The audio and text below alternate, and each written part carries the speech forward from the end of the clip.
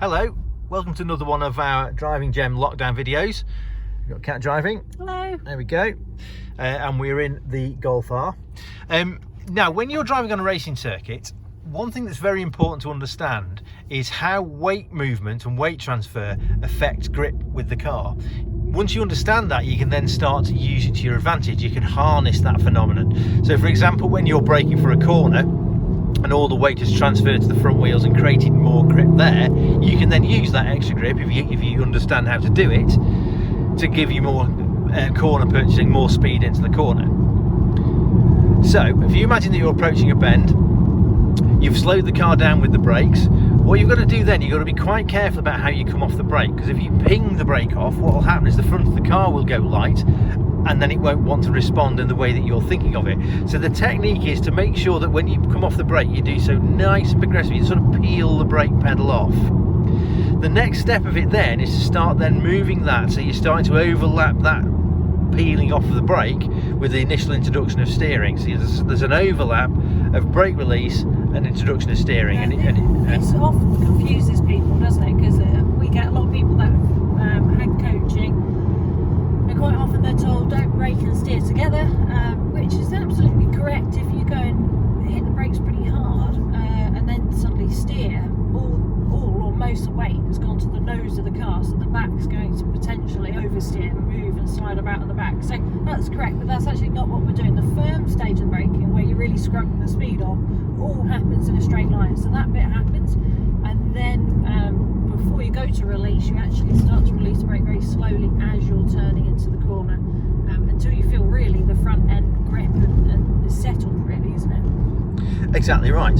So on the racing circuit, that's to try and help you manage the car so that you can lower your lap times. Now, clearly we're not on a racing circuit, we are on a country lane, but the principles still apply, but the thinking behind it might be slightly different. So in terms of on the road, what you're trying to do is you're trying to create a much more pleasant ride for everybody involved, including the car. So you're trying to make the car work better, so you end up with a much smoother, more fluid sort of flow to what you're doing driving wise. So we're on a fairly windy road here. Got the postman coming out. So what Cat would do on here, okay, the extreme's not the same. You're never really going to brake that hard, or you shouldn't be doing on the road unless you've misjudged something, but that you would still make sure that you'd be rolling off that brake as you start to introduce the steering. Yeah, you still want to work at one with the car, and of course physics remains the same whether you're on road or track. Yes, there's less energy in the car on the road, but you know, I'm sure everybody has dealt with some drivers where they're not going that quick, but it all feels a bit unsettled and a bit aggressive, and yeah, so you're really trying to soften those inputs, really.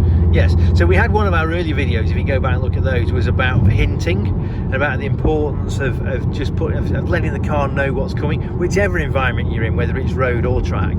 And trail braking is exactly the same, really. It doesn't matter whether you're on road or track, it's the same sort of thing. It's about you're working with the car and manipulating all the forces that are working on it to your benefit.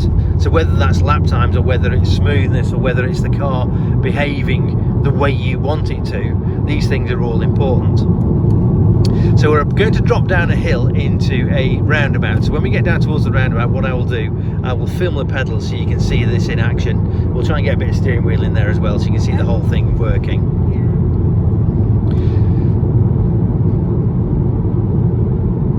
So we're just dropping down, so you'll see in a second a big long downhill section.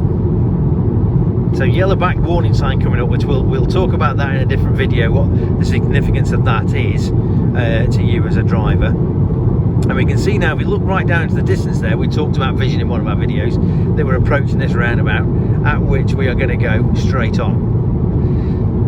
So coming across towards what's happening in the car then. So we've got the brakes on, so we're slowing the car down, we get the heel and toe in for the down change, and then the brake peels off as you turn in. Then a little bit of throttle, so we balance the throttle, and then as we come out, again watch the steering and the throttle, you hear the engine revs go up as the steering straightens out. So there we go, nice little example of all the different bits and pieces there. If we just quickly, because there's nobody behind me, just do it wrong as well. So okay, yeah. So just, sorry, I know we're in a straight line, but if I brake quite hard, yeah, and then come straight off, yes, you can even see with the camera moving, absolutely, pitch back. So that's the common mistake, is people will look through the corner and judge the speed right, scrub the speed, but then rush off of the brake pedal, and then it unsettles it. So yeah, it's something that certainly, okay, less on the road, but on track, people find quite hard. Braking more will actually make you faster because you're setting the car up to get a better exit. So, and then on the road, of course, it's more about having a fluid, more comfortable ride, really. There we go, good stuff. So let us know what you think about all that. Anything you want us else to cover, just let us know. Thank you for listening to us once again as we come up behind a big queue of traffic. Thanks, bye.